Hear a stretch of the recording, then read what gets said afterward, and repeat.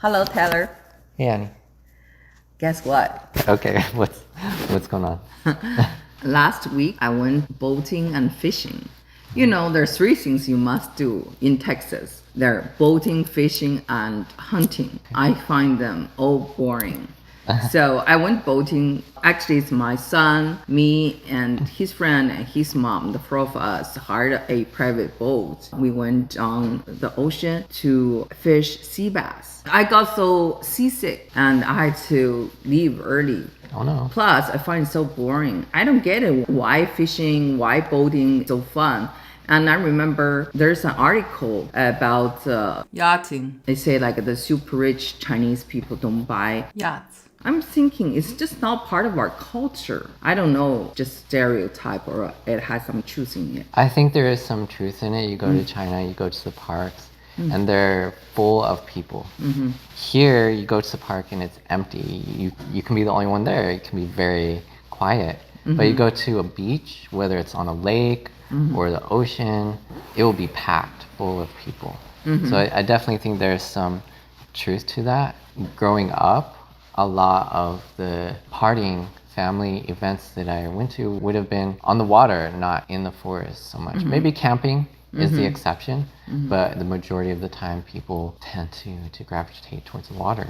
In one of the books or TV series from China, people say that white people come from a sea civilization, we come from a land civilization.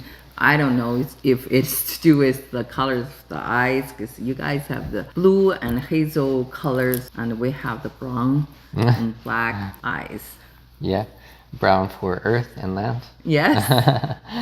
There's actually a status to owning a boat. In my family, it was a big deal that we got a boat. Like you said, the biggest status would be having a yacht. Definitely a status associated with owning a boat or a yacht. Yes. Have you done fishing before? I have, and there's a few different types of fishing. One would be the most common that you think of, just bait fishing with a worm on the hook, and you wait for a fish to grab hold of the worm and get caught in the hook. The other would be a fly fishing, which is more for rivers. So you can walk down a river, dangle or swing the line with what looks like a fly and get a fish caught onto it without any bait, without any worms. I've done the ice fishing with my grandpa. He took me out on a frozen lake. We drilled holes in the ice. We had to use these warm patches on our feet and on our hands to stay warm. And we just sit out on the ice with some chairs and hang the fish lines down the water through the ice. There is also deep sea fishing, where you go out on a boat, like you said, and you go for those ocean fish, the swordfish, the sea bass. So all kinds of fishing, they all have different types of fish that you can catch in those different methods. I find you have to be able to endure loneliness when you do these things, fishing, hunting, or boating. And I remember when I was younger, I read books like The Old Man and the Sea, Walden, and I forgot there's another book and a movie. It's about this guy went to Alaska. So these books give me an impression white people seem to be able to endure a lot of loneliness.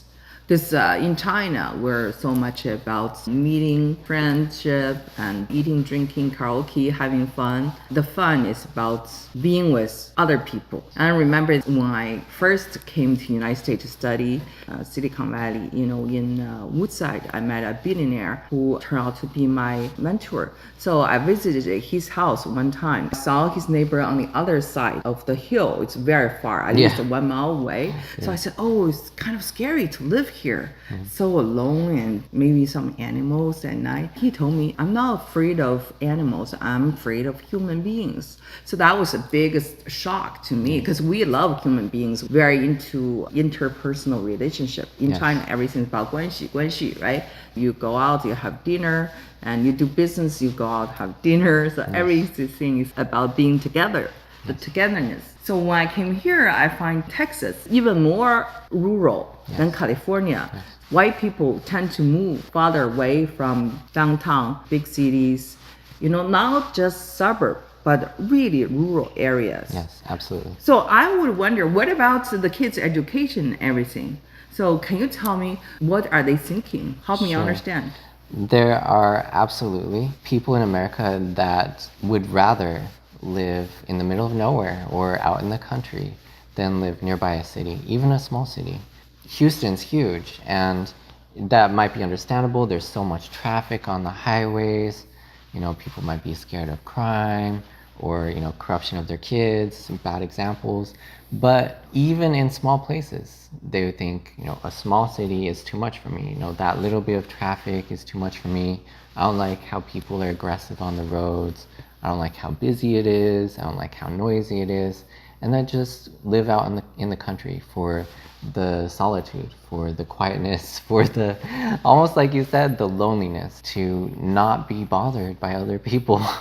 Oh my God, what's so good about that solitude? What is so good about that loneliness? I don't get it. Yeah, I don't get it either. I remember that your mom asked me to shop for a house for her, and she always talks about the yard, want a big yard, want a big space. Yes. For us, the Chinese, we don't like yards. So much maintenance. And what's so cool about those grass? I don't find it Grass. interesting. And if you want to do some bonsai, if I want to do some small garden, it's very expensive here. When you have these grass in their ants and stuff, I think very differently from her. So maybe you can help me to understand why the space is so important. Sure, there's also a status to owning land as well because there's so much land in America. People have that association of status to owning an acre and having a house with a lot of land. People, you know, feel like they've accomplished something with that. They can use that land for gardening. They can use it to raise cows or horses. There's definitely some advantages to owning the land.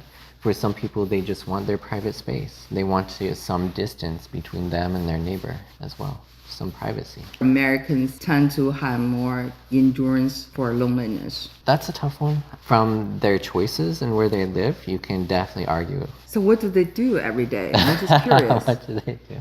Tell me about what your parents do, because they live far, you know, in the middle of nowhere. Yeah, it could be some personal hobbies like crocheting, sewing, you know, using fabric to create blankets or clothing or art. Yes, that's very popular. Yeah.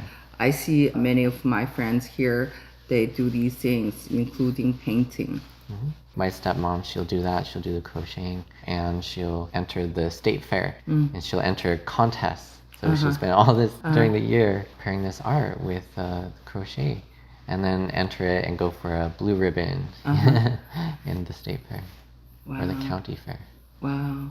What would they feel like if they were in China, having 2 banquets a day? Like you went to China, so you know what I'm talking about. Yeah, I do. I think a lot of people would feel out of place. You know, these kinds of people would definitely feel out of place. If you're more of a city person, you feel excited, you know, you'd be surrounded by more people. Some people would just think, hey, I want to go home. I'm done eating, I want to go. Wow. So what's the thing about people they don't like? Why is that quietness is so important? It doesn't go for everybody, but I think there are some people that get bored with social events. Like I'm bored with fishing, boating, hunting. Exactly. Yeah.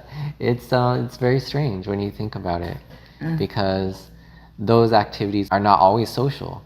And even if you're with somebody, you know, you might be very quiet and just focused on what you're doing. Do you think many people have social anxiety? They are with strangers, they don't have much to talk about. I find it's very common for a lot of people here. When I think of social anxiety, I think of pressure for like giving demonstrations or presentations or meeting new people. I think that yes, as far as meeting new people, that can be a lot of pressure to some people. They like quietness. In China, people get a lot of fun meeting new people and also always thinking what resources we can use to combine. Let's do some business or let's go travel together. So making friends is very important. When you're out there in the middle of nowhere, it's kind of hard to make friends. Yes. So my question is, they don't need friends? I think People would become acquainted with their neighbors. They have churches they go to. So they still have networks. The networking for the way that you described, for making connections, for usefulness, for resourcefulness, might not be such a big thing for them. They might have more of a tendency to be independent, want to solve problems on their own, or possibly just reach out to their neighbors and stick together if they have an issue, but not very far reaching, like you said. Yes, I get that. It's my observation. Yes. So a lot of people like to live in small towns or rural areas. They don't have many friends, but they have a small community they feel attached to. They are not that ambitious to do business, or they're not ambitious to go out to meet people outside their comfort zone. Am I right? Yes, I think that makes sense. What's a percentage of people you think that have this tendency? I don't think it's that big because you still have the big concentration of people in the cities, but it can be very strong tendency. There's some people that are just like that and they'll never change. They want to be away from other people. So when you were younger, you said you did a lot of fishing with your grandpa. What else have you done? I wasn't too much into it because I would get squeamish attaching the worms to the hooks. I just think worms are getting hurt, or poor worms, and then the hook and the fish. I couldn't really stomach it. I did enjoy spending time with my grandpa, and he did actually take me out duck hunting at least once. So he had a hunting dog, and he would take the dog out, and the dog would go fetch the bird after it got hit. The other thing that I did was biking as well. We'd go on long bikes on the road, 15 miles, 20 miles, just out in the country. So he was a very outdoors person. Yes. Outdoor with nature. Yeah. Yes. I grew up as a city girl, so it's more like to make friends, not so much make friends with nature. Yeah. We would go to parks, but the parks are very manicured. A lot of gardeners make it very beautiful. When you go there, the pavilion, people play chess. The square, people would go dance. They're still full of people. Yes, here it's more rugged forest, mountains, rivers. I've even gone tubing on a river, and that was a lot of fun. Just having somebody drive us out into the canyon, and we just climb, a little bit up the mountain, and there'd be a river. And we just hop on a tube, go down the river, and we go for miles. It would go all the way back into town. It's not rafting, it's tubing. Yes. But it's a little bit similar. Yes. Another thing I did is the tubing behind a boat. So the boat would just pull the tube. It felt safer than skiing, because skiing you're on your two legs, you worry about falling, you worry about doing the splits.